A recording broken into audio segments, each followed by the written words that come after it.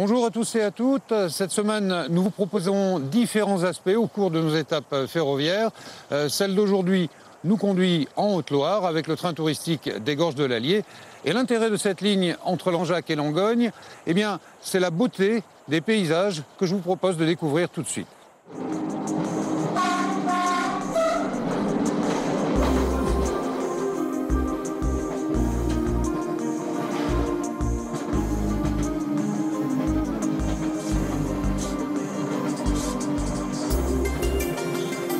Entre Haute-Loire et Lozère se trouvent les Gorges de l'Allier, des lieux restés sauvages où il semble quasi impossible d'accéder, hormis par la rivière.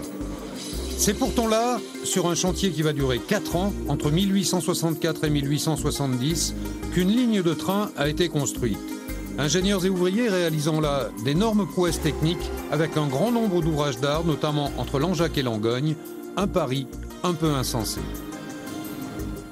C'était de tracer la voie la plus directe reliant Paris à la Méditerranée. Et donc cette ligne droite passait par ces gorges jusqu'à là inaccessible. Combien il y a de tunnels ici? Entre Langeac et Langogne, vous avez 51 tunnels et 16 viaducs. Ça représente un travail colossal. Oui, parce que ces ouvriers bâtisseurs disposaient de très peu de moyens techniques. Ils n'avaient pas de dynamite au début des chantiers, donc ils se sont contentés de la poudre noire. C'est la poudre à canon qui est très difficile à manier et pas très efficace.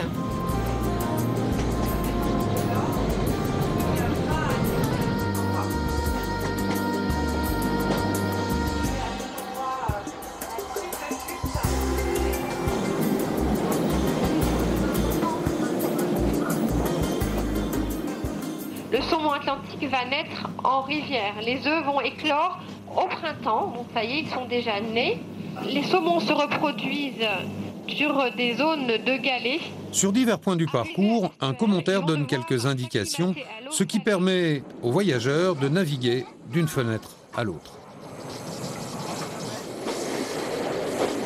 C'est très joli, c'est merveilleux, le site est magnifique.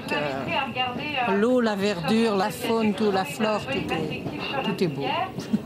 Des choses qu'on ne peut pas avoir évidemment par la route ou même à pied parce qu'on n'est pas équipé pour. C'est vraiment formidable de pouvoir le faire avec le train. Nous étions déjà venus l'an dernier, on avait admiré le paysage et puis surtout les travaux qu'ils ont fait. Alors on a eu envie d'amener nos petites nièces. J'aime bien voyager en train. Qui permet de renforcer le... Et les paysages, ça t'a plu? Oui. Certains choisissent de descendre à une gare intermédiaire dans les gorges et de faire de la randonnée ou de la baignade pour revenir ensuite avec le train régulier. Attention à la fermeture des portes. Bienvenue à... D'autres préfèrent suivre la ligne jusqu'à Langogne ou Langeac dans l'autre sens et beaucoup de voyageurs sont des fanatiques des trains, mais pas seulement. On a une petite partie de passionnés de trains touristiques. Il y en a en France qui font vraiment tous les trains de façon exhaustive. Et donc, quand ils partent en vacances, dès qu'ils sont quelque part, ils repèrent où il y a des trains. Donc, c'est qu'en Auvergne, il y en a plusieurs. Après, sinon, on a aussi des familles dont souvent les enfants n'ont jamais pris le train. Et c'est souvent l'occasion pour eux de découvrir son moyen de transport.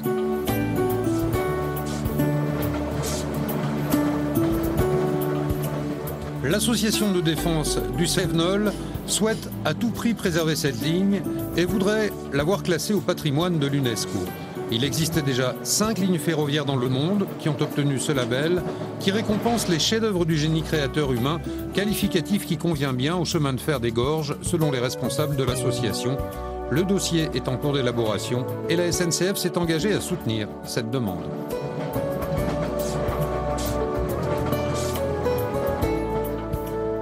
Voilà, j'espère que cette balade dans les gorges de l'Allier vous a plu. Si vous voulez emprunter le train touristique qui circule de Langeac à Langogne, sachez qu'il circule avec une fréquence de 1 à 3 fois par semaine du mois de mai au mois de septembre.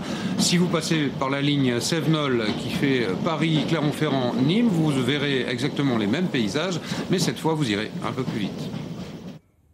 On part dans